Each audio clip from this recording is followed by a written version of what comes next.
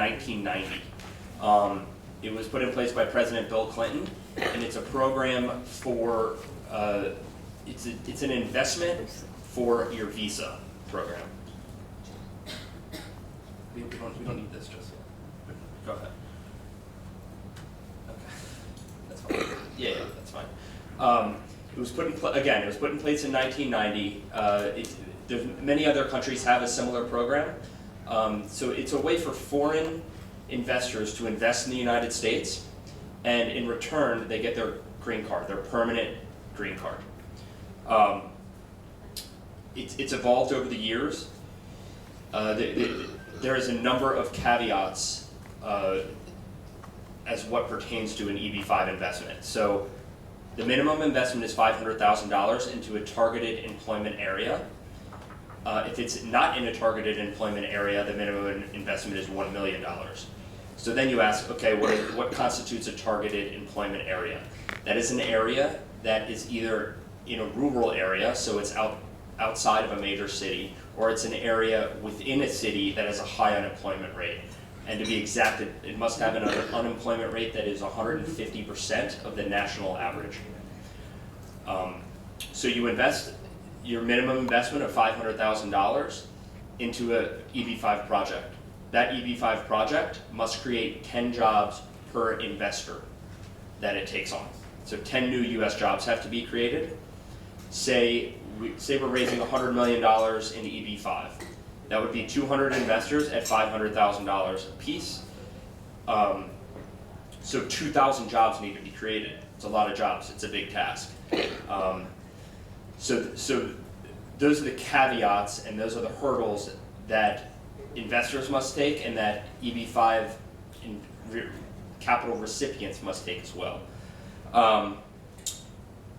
And again, the main goal of EB-5 is to receive your green card. The secondary goal is preservation of capital. So you want to get that $500,000 investment to be safe, and you want to get it back in. It usually takes about a 4-year period. And then the final goal is a return on your investment. All EB-5 capital must be at-risk capital, so it's not like a guaranteed investment, but by any means. It doesn't mean it needs to be risky, but it's a low-risk investment, and we try to mitigate that risk as much as possible. But again, as constituted by the U.S. government, it must be an at-risk investment. From essentially 1990 to 2008, the EB-5 program really wasn't used that often. It became very popular during 2008, and that coincides with the global financial crisis. During the global financial crisis, many of the banks they stopped lending to businesses. So businesses went out and said, okay, especially real estate development firms, and again, EB-5 can be used for anything. It works very well for real estate because when you do a ground-up real estate project, a lot of new jobs are created. So banks' capital dried up. A lot of developers and business owners went out there and said, where are we gonna, we have a half-built skyscraper in Manhattan, in New York City. How are we gonna finance the remainder of this project? So they looked to EB-5, and so most developers first went to China. It's a very large market. A lot of investors wanted to get their money out of the country. They wanted their kids to go to school in the U.S. It's clean air, high quality of life, top schools, top hospitals, etc. So developers ran to China, and it became extremely popular in China. EB-5 can be used for any country. China just happened to be the first major adopter of the program. So with that, China today constitutes roughly 76% of all EB-5 visas. The second place is, I believe it's Vietnam, and then Brazil, and then Taiwan, and those are all around 2% or lower. India is number 5 with essentially 150 applicants last year. So it constitutes 1.5%. And I may have left this out, but there's a cap at 10,000 visas are issued through EB-5 per year. So it's just 10,000. In China, this program is so popular, there's actually a waiting list. At the beginning of each year, each participating country within the EB-5 program is allotted essentially 7%, has a 7% allotment. At the end of the year, the US government goes out and says, okay, which countries, it's essentially where are the EB-5 investors coming from? Well, they've all mainly come from China, and the rest of the countries don't even use their 700 person individual allotment. So with that excess supply, the U.S. government gives that excess supply to China. So they say, okay, most of the demand is in China, and you deserve most of the EB-5 applicants. And then every other country, like India, will use whatever they might use. So in China, again, it's so popular that there's a waiting list. So that's kind of the history of EB-5, exactly what it is. It's a $500,000 investment. That investment needs to create 10 jobs, and it takes roughly 4 years or so to go through the whole process. The investor first applies. They sign up with an investment, a regional center, which is what we are, which I'll explain what a regional center is. They sign up they invest in a specific project with their $500,000. They apply for the first step is the I-526 application, which is the application for your temporary visa, which takes roughly anywhere between kind of 14 to 16 months to receive approval on your I-526, which is when the investor can come and move to the US.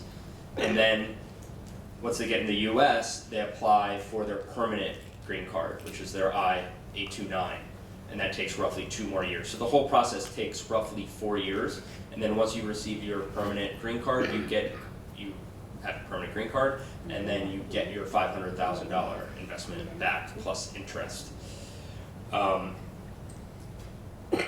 Why India? There's a lot of reasons. First of all, India is the second largest immigrant group to the United States. It's actually ahead of China. The country before them is Mexico. India is one of the largest, has the second largest students, the amount of students that come from India that attend US universities. It's second behind China. So that's another major reason why people want to invest in EB-5, so their kids can go to school in the US.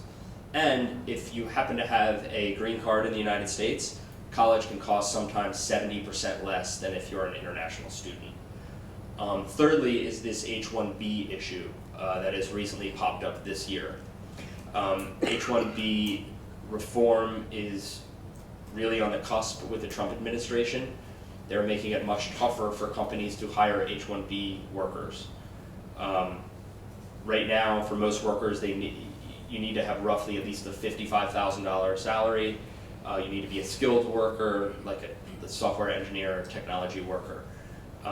And the United States is now doubling that minimum salary to over $100,000. Sometimes it's going to be up as high as $125,000. So it's going to deter companies from using H-1B. So that's one reason. And then the H-1B process is a very uncertain process. It can take sometimes as long as 10 to 12 years to go through the whole process and have your family move over and be permanent residents of the United States. India accounts for 70% of all H-1B users in the United States. That's a massive number. We believe, as well as many do, you can Google it and look at all the latest news articles, but we believe that EB-5 will be a very good option for people that can afford it to immigrate to the US. It's a much more certain path, it's a much more consistent path, and it's a much more safer path for people to immigrate to the US to bring their families.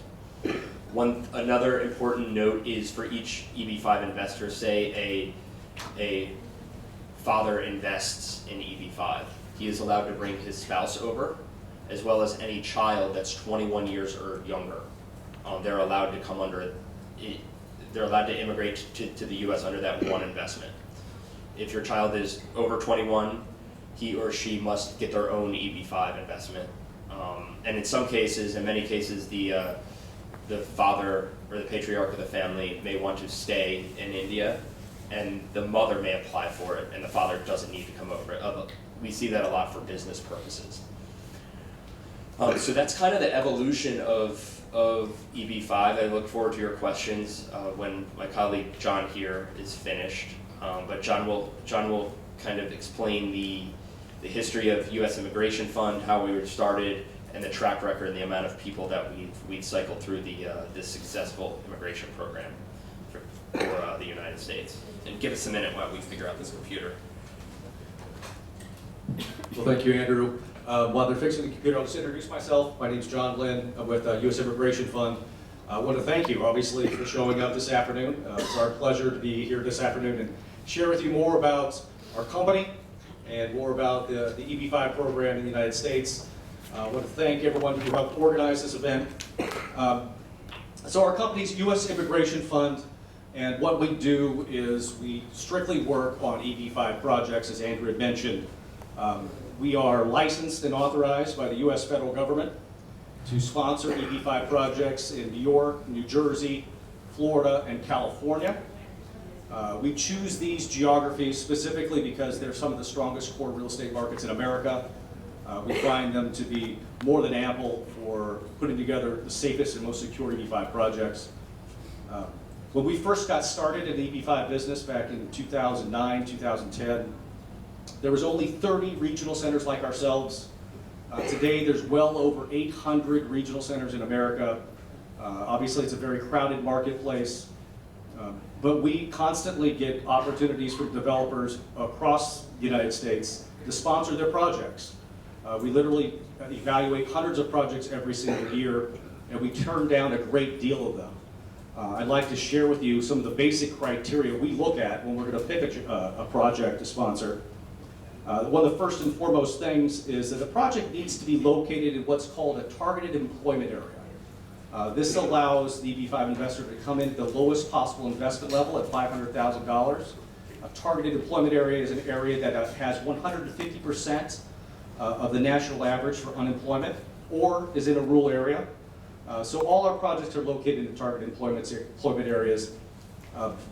But not all target employment areas are equal. That's why we pick areas such as New York City, because it just happens to be one of the strongest core real estate markets in America, represents one of the best places to invest.